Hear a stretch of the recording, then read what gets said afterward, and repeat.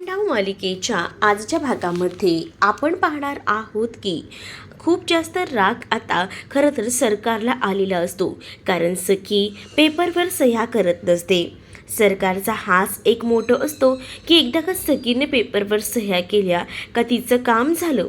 पण इथे मात्र सखी सही करायला तयार नसते. सरकार तिच्यावर चिडते आणि सरकार तिला ओरडतच म्हणत असते की काय चाललंय नेमकं तुझं. तुझ्या या सगळ्या कारणांमुळे इकडे किती जण सफर होत आहेत याचा विचार तरी करतेस का तू. या सगळ्यामुळे किती प्रॉब्लेम होतोय. तुझ्यामुळे कंपनीचं केवढं मोठं नुकसान होतोय. मी ही कंपनी किती चांगल्या पद्धतीने उभी केलेली आहे आणि यातील सगळे एम्प्लॉईज या सगळ्यामुळे सफर करतायत आणि तुला अजूनही सही करावीशी वाटत नाही आहे, असं देखील रागारागात सरकार बोलत असते. त्यावर सखी तिला म्हणत असते की तुला काही समजायचं आहे ते समज, पण या परिस्थितीतसुद्धा तू माझ्याकडनं या पेपरवर सही करून घेण्यासाठी इतकी आतुर झाली आहेस ना, तरीसुद्धा मी तुला कोणत्याही पेपरवर सह्या करून देणार नाही, असं देखील आता ठामपणे सखीनं सांगून टाकलेलं असतं. त्यावर सरकार तिला म्हणत असते की तू काय ठरवलंयस काय नेमकं. म्हणजे तू ठरवूनच ठेवलं आहेस का की मला त्रास द्यायचाच म्हणून.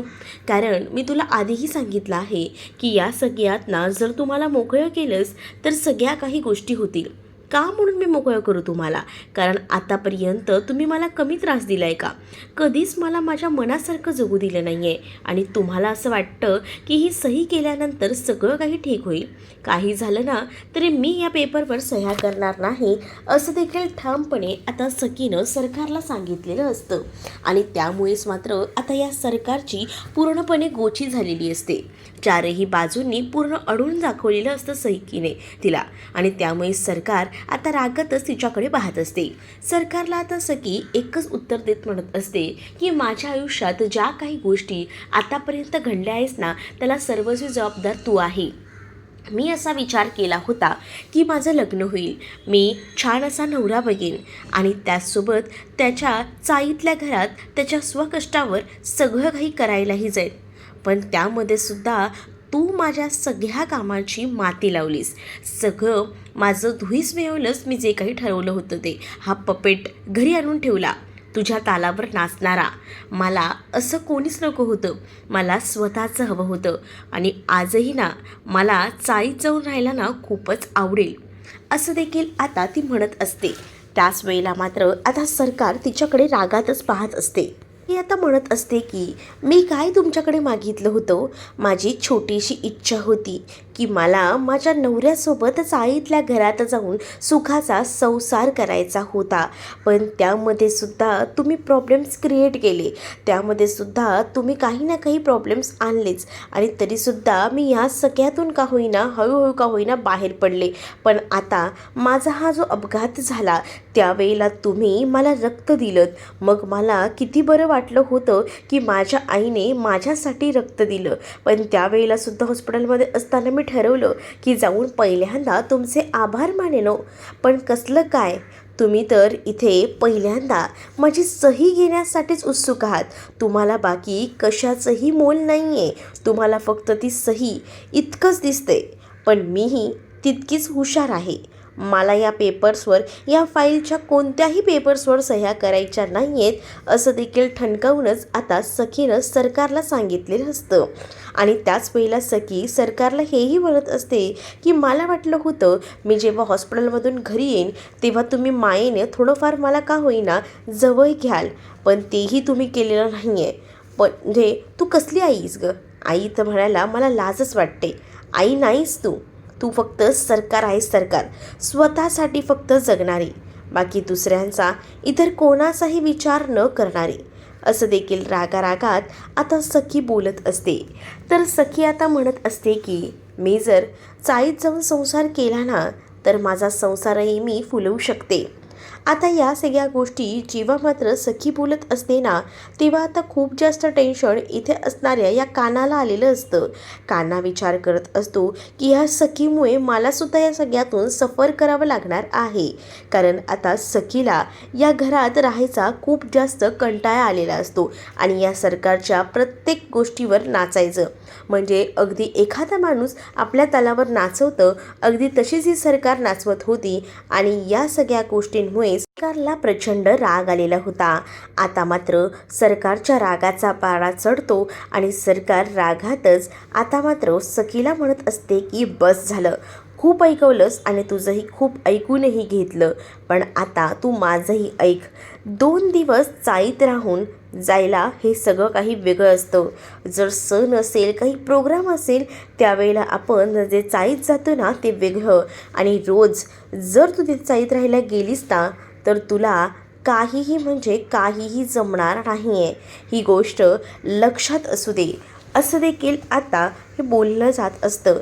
आणि त्याच वेळेला मात्र या सगळ्या जेव्हा गोष्टी बोलल्या जातात ना, तेव्हा मात्र सखी शांतपणे या सगळ्या गोष्टी ऐकत असते. पण त्याच वेळेला आता सरकार जी आहे ती मात्र खूपच जास्त चिडलेली असते. सरकार म्हणत असते की तुला काय मिळणार आहे तिथे जाऊन? 2 वेळचं पाणीसुद्धा वेळेवर येत नाही. त्याचसोबत तिथे पाण्याचा तर गोंधळ असतोच, लाईटही नसते. लाईट नसली तर तुझं कसं होणार आहे? 24 तास लाईटमध्ये राहणारी तू, त्याचबरोबर पाणीही न भरायला लागणारी तू, तिथे जाऊन या सगळ्या गोष्टी तुला पॉसिबल होणार आहेत का? आणि त्याचसोबत अंगावर जे कपडे घातलेस ना, ते कपडे कधीतरी चुकून तुला घालावे लागतील. पण त्या चाळीत तुला दर 2 दिवसाआड हेच कपडे घालावे लागतील, कारण चाळीतली परिस्थिती ही तशीच असते. त्याचसोबत जे वॉशरूम आहे ना, त्यापेक्षाही छोटं ते चाळीतील घर असणार आहे. तुला इथे AC मध्ये राहायला लागते, तिकडे जर गेलीस ना तर तुझ्या घामाच्या धारा वाहतील. त्याचसोबत या एवढ्या महालात मोठ्या तुझ्यासाठी खूप चांगली अशी गादी आहे आणि तिकडे जाऊन तुला त्या जमिनीवर झोपावं लागणार आहे. या गोष्टींचा एकदा सारासार विचार कर. हे किचन बघ, या किचनमध्ये कधीतरी तू साधं पाणी तरी गरम करायला गेलीस का, ते मला सांग. आणि त्याचसोबत या किचनमध्ये बऱ्याच अशा गोष्टी आहेत ज्या की चाळीत तुला कधीच भेटणार नाहीत. त्याचसोबत तुला अजून एक सांगते, बनणारा नाश्ता हा महिन्यातनं एकदा रिपीट होत असतो, पण तिकडे तुला चाळीत गेलीस ना की शिळं अन्न खावं लागेल. ते सुद्धा रात्री उरलेलं सकाळी, सकाळी उरलेलं पुन्हा संध्याकाळी. मग काय करायचं काय? ते तुझ्या हाताखाली इतके नोकर आहेत आणि तिकडे जाऊन सगळीच कामं ना तुला करावी लागणार आहेत. या गोष्टीसुद्धा जरा लक्षात असू दे. आणि म्हणे त्या घाणीत राहायला जायचे, एवढं सगळं तुला ऐशो आरामात या घरात राहायला भेटतंय, पण नाही, त्या घाणीत जाऊन राहायची लयच तुला खुमखुमी आली आहे, असं देखील सरकार आता सखीला रागारागातच बोलत असते. सखीलाही राग आलेला असतो आणि सखीही म्हणत असते की चुकताय, तुम्ही चुकताय, म्हणजे ना तुम्ही मला ओळखायला चुकताय, कारण मी ही तुमचीच मुलगी आहे आणि तुमचंच रक्त माझ्या अंगात वाहते. म्हणजे काय, जर तसं तुम्हाला एखादी गोष्ट खरी करायची हौस असते ना, तशी मीही आहे. म्हणजे मला एखादी गोष्ट जर करायची असेल ना तर त्यासाठी मी काही करू शकते, ते सुद्धा अगदी जिद्दीने. मला एकदा संधी तर देऊन बघा, त्या संधीचं मी कसं सोनं करते ते काय ना, काही झालं ना तरीसुद्धा मी आता इथं थांबणार नाही आहे. कारण मलाही असं वाटतं की चाळीत जावं आणि छान राहावं. आणि तुम्हाला असं वाटत असेल की या सगळ्या गोष्टी मला जमणार नाहीत, पण या सगळ्या गोष्टींना मी बरोबर हँडल करू शकते. आणि तुम्हाला याचीच भीती वाटत असेल ना की आता जर मी चाळीत राहायला गेले तर पुढे काय, पुढे या सगळ्या गोष्टी कशा पॉसिबल होणार आहेत याचाही विचार करतच असाल ना, तर हेही सुद्धा मला माहिती आहे. त्यामुळे ना एकदा मला जाऊ देच, तेव्हा बघूया कोण जिंकतं ही स्पर्धा ते. कारण काही झालं ना तरीसुद्धा मी या स्पर्धेत जिंकायचं ठरवलंच आहे आणि स्वतः या स्पर्धेत मला उतरायचं आहे असं देखील आता ती म्हणत असते. आणि त्याच वेळेला मात्र तुम्हाला एकही भीती असेलच की तुमचे हे पपेट्स हे जर तुमच्याकडे राखून नाही ठेवले तुम्ही तर त्याचाही तुम्हाला प्रॉब्लेम होऊ शकतो ना. म्हणूनच तुम्ही मला ह्या सगळ्या गोष्टींवरनं घाबरताय. पण दुसरीकडे मात्र आता लगेचच सरकारला या सगळ्या गोष्टीचा राग येतो आणि सरकार मात्र आता सखीला म्हणत असते की चला लागली आपली पैस, मी हे सगळं करायला तयार आहे. जाऊन 1 महिना राहून दाखवायचं आणि ते सुद्धा स्वतःच्या स्वबळावर. दाखवच मला आता राहून, मलाही बघायचं आहे तू कसं सगळं काही करतेस असं सरकार सखीला बोलत असते. सखीने आता सरकारला वचन दिलेलं असतं आणि ती आता या सगळ्या गोष्टी करून दाखवणार असते. त्यामुळे सरकारला राग येत असतो. दुसरीकडे काना हा मात्र सखीला म्हणत असतो की तुमचं काय चाललंय, उलट मी तुमच्या रूममध्ये येत नाही, तुम्हाला सध्या आरामाची गरज आहे, का चाळीत राहायला जायचं हट्ट करताय, नका करू असं, मी तुम्हाला कोणताही त्रास देणार नाही, इथे तुमच्या रूममध्येही येणार नाही असं देखील आता तो म्हणत असतो. पण इकडे आता सखीला खूप जास्त राग आलेला असतो. सखी म्हणत असते का तुला का प्रॉब्लेम होतोय, मला गोष्टी कळतायत, तुला या गोष्टीचा का त्रास होतोय ते. म्हणजेच या सगळ्या गोष्टींमुळे तुला एवढंच म्हणायचं असेल ना की तुला आता या घरात राहून ऐशोआराम करायला भेटणार नाही, यासाठी तू माझ्याबरोबर हे सगळं बोलत आहेस, मी तुला बरोबर ओळखून आहे. दुसरीकडे मात्र आता चाईत आता आनंद पसरलेला असतो. कारण त्या सगळ्यांना हे माहिती पडलेलं असतं की आता सखी येणार आहे याचा आनंद त्यांच्या चेहऱ्यावर स्पष्टपणे दिसत असतो आणि त्याचमुळे आता सगळेजण खूप जास्त हॅप्पी असतात. आता कान्हा आणि सखी दोघंही जण इकडे राहायला येणार असतात. हो, मी देवाकडे प्रार्थना केलीच होती आणि त्याचं फळ मिळालंही. हो, म्हणजे तू एकटीने प्रार्थना केली होती तर. यावरूनच आता त्यांचे वादही होत असतात. तर दुसरीकडे मात्र आता कान्हा आणि त्याचसोबत सखी इथे येत आहेत म्हटल्यावर आपण ना छान अशी त्यांची एक सरप्राईजची तयारी करूया असंही आता त्यांचं ठरलेलं असतं. कारण आता त्यांनाही असं वाटत असतं की खूप सुंदर असं त्यांना सरप्राईज द्यायचं. त्याच वेळेला आता धाबाडे काकूसुद्धा सांगत असतात. कारण शेवटी ना ती मुलगी म्हणजेच आता सखी या चाळीमध्ये लग्न झाल्यानंतर पहिल्यांदाच येणार असते आणि यासाठी त्यांची खूप जास्त तयारीही सुरू असते. दुसरीकडे मात्र आता सरकारला हा कान्हा म्हणत असतो की तुम्हाला काही गोष्टी कळत आहेत का, तुम्ही हे केवढं मुश्किल करून ठेवलेलं आहे ते. कारण आता जर ती चाळीत 1 महिन्यासाठी गेली न राहिला तर हे तुमच्यासाठी मुश्किल होऊन बसणार आहे. ही सुद्धा लक्षात ठेवा गोष्ट. कारण आहे ना मला चांगलंच माहिती आहे ना या सगळ्या गोष्टींमुळे ना उलट ती चाळीतच ती 1 महिना काय 6 महिने राहणार आहे.